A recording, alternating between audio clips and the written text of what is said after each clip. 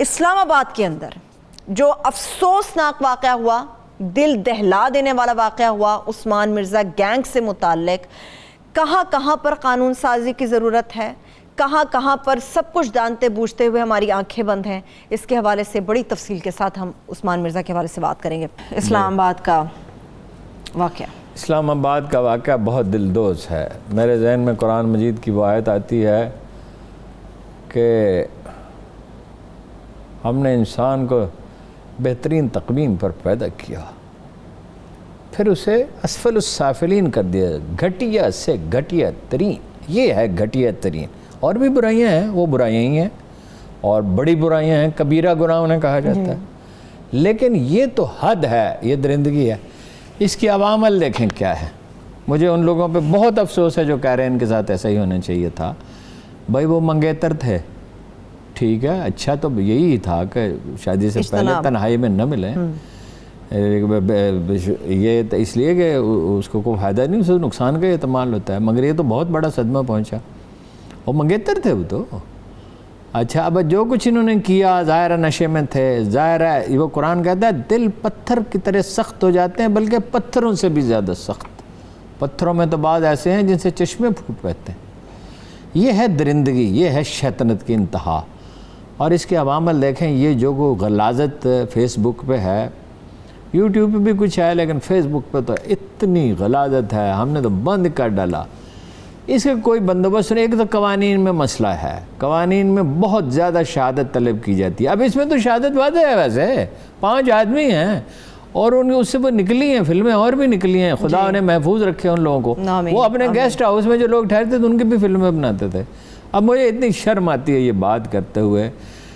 دیکھیے کوئی چین کی طرح، ایران کی طرح کوئی بندوبست ہونا چاہیے، جیسے کار میں چائلڈ لاک ہوتا ہے نا، اس طرح اس میں کوئی لاک ہونا چاہیے۔ چھوٹے بچے دیکھتے ہیں اور بچوں پہ اثر بہت زیادہ ہوتا ہے، بالغ آدمی پہ بھی برا اثر ہی ہوتا ہے، لیکن چھوٹے بچوں پہ تو بہت برا اثر ہوتا ہے، درندے بن جاتے ہیں۔ پھر دیکھو نا، ان کے بہن بھائی ہیں، عزیز رشتہ دار ہیں، دوست ہیں، پڑوسی ہیں، وہ کیا کریں بیچارے؟ انہوں نے شادی کر لی، بچنے کی کوشش کی، اچھا، اور باقی خدا کرے کہ وہ فلمیں محفوظ رہیں۔ آمین۔ اور میری تو یہ خواہش ہے ان کو کہیں ان کے نام بدل کے پاسپورٹ بنا کے، عمران خان نے اچھا کیا، آئی جی کو خود بلایا، اس کا نوٹس لیا، کہیں دوسری جگہ بھیج دیں۔ ان کی زندگی جہنم بنا دی گئی ہے، اور قوانین میں تبدیلیاں ہونی چاہیے، اس کی سزائیں بہت سخت ہونی چاہیے، کچھ جرم ایسے ان کی سزائیں بہت سخت ہونی چاہیے۔ مطلب یہ تو حد ہے، اتنی تذلیل انسان کی۔ دیکھیں نا، اگر وہ یہیں رہتے ہیں، ان کے بچے ہوں گے، ان کے عزیز رشتہ دار ہوں گے، کہ کیا ان کے بارے میں کہا جائے گا؟ ہیں جی، اور خدا کا عذاب تو ان پہ نازل ہوگا۔ اور کہا جا رہا ہے ہارون صاحب کہ مسلسل یہ بلیک میل کر رہے تھے، بہت سارے لوگ پیسے لے رہے تھے ان سے، بلیک میل کر رہے تھے، ان سے بھی وصول کیے ہیں۔ اچھا، پورا ایک گروپ شیطانوں کا، یہ نہیں ہوتا ہے کوئی آدمی جو ہے بگڑ جاتا ہے۔ یہ دیکھیے انڈیا والا فینامنا پیدا ہو رہا ہے، اس کو دلی کو کہتے ہیں rape cap of the world. تو یہی انڈین فلمیں ہیں اور غلیظ فلمیں ہیں، اور اس کو بالکل یہ ٹھنڈے دل سے تو نہیں، یہ ان مجرموں کو سزا دینا تو صرف مسئلہ نہیں، یہ تو مسئلہ ہے ہی۔ مسئلہ یہ ہے کہ اس طرح کی مخلوق پیدا ہو رہی ہے، بچوں کے ساتھ جو زیادتی کے واقعات ہوئے مختلف مواقع پر، یہ معاشرہ کہاں جا رہا ہے؟ مسلسل گھنٹیاں اس طرح کے معاشروں پر پتھروں کی بارش ہوئی ہے، فنا ہو گئے ہیں، آتش فشاں پھٹے ہیں۔ خدا کا قانون یہ ہے کہ اس میں وہ رعایت نہیں دیتا۔ 15 سال، 20 سال، 25 سال کی مہلت ہوتی ہے۔ اگر یہ نوبت یہاں تک آ جائے، امریکہ کے زوال کی ایک وجہ یہ بھی ہے، تو اس کے بعد بچتا کچھ نہیں۔ اور بس سچی بات یہ ہے کہ اگر ماحول ایسا ہو جائے تو زندہ رہنے کے معنی کیا ہیں؟ بہت شکریہ ہارون صاحب۔ سب سے پہلے تو سیاست پہ بات کریں گے۔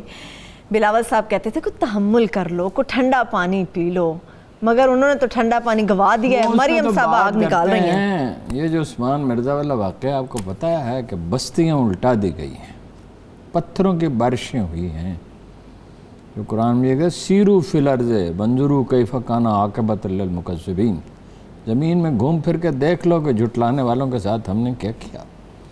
تہذیبیں برباد ہو گئی ہیں، یعنی بستیاں جو ہیں وہ چھتوں پہ الٹ گئی، یعنی چھت نیچے چلی گئی۔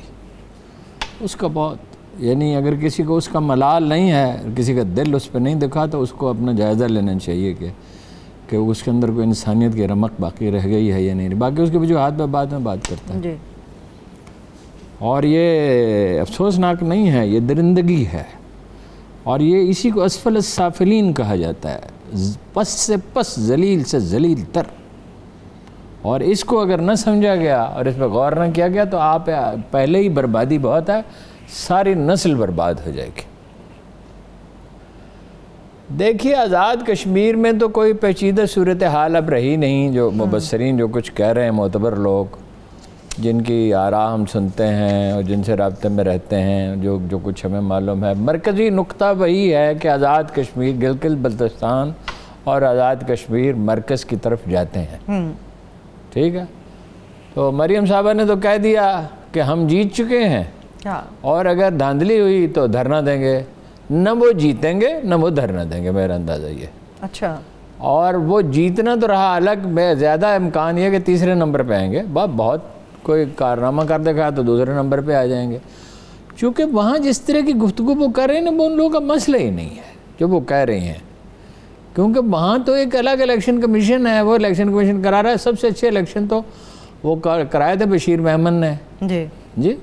اور اب بھی امید ہے انشاءاللہ اچھے ہوں گے. وہاں قبائل ہیں، ذات برادریاں ہیں، لوگوں کے پاس اسلحہ بھی ہے. یہ بھی تو کشمیری عام طور پہ ہیں. یہ بھی تو کشمیری ہیں، اپنا ووٹ نہیں لیں گے. آدھے کشمیری. کیا آدھے کشمیری کا مطلب کیا؟ مطلب ان کے دادا کشمیری نہیں تھے. ویسے وہ اپنے آپ کو کشمیری کلیم کرتے ہیں تو ہمیں اس پہ کوئی اعتراض بھی نہیں ہونا چاہیے، ان کی مرضی ہے. ٹھیک.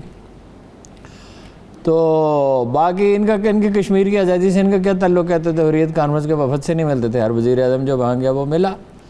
اور ان کے گھر تو مودی صاحب آئے شادی پہ، انہوں نے راجستھانی پگڑیاں پہنی تھیں. جی. ٹھیک ہے. بغیر ویزی کیا ہے، وہ خفیہ ملاقات کی کھٹمنڈوں میں. پاکستانی فوج تو ہر مصیبت میں ان کے کام آئی ہے. بالکل. ٹھیک ہے. اور اب تو ماشاءاللہ انہیں خود مختاری بھی بہت حاصل ہے. اس میں ان کا کریڈٹ ہے، نون لیگ کا. بڑی خود مختاری انہیں دی. وہ تو یہ کہتے ہیں وہ اچھا کر رہے ہیں، وہ کہتے ہیں کہ ان کا فون مودی نہیں اٹھاتا اور وہ مودی ہمارے گھر میں آتا ہے. ہاں، یہ اس کا کریڈٹ لے رہے ہیں. یہ کریڈٹ کی بات ہے. اس کا مطلب وہ عمران خان کو ناپسند کرتا ہے اور نواز شریف کو پسند کرتا ہے، اور مطلب بغیر پروگرام کے ان کے گھر پہنچا. ہاں جی. اور انڈین میڈیا کہتا ہے ہماری ان پہ بڑی سرمایہ کاری ہے.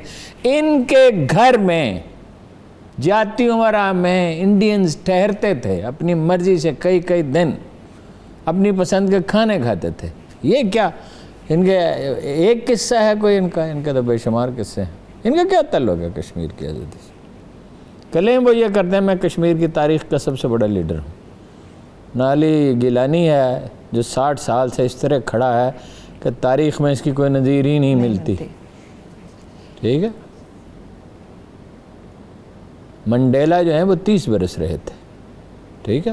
جیل میں. منڈیلا بہت عظیم آدمی تھے.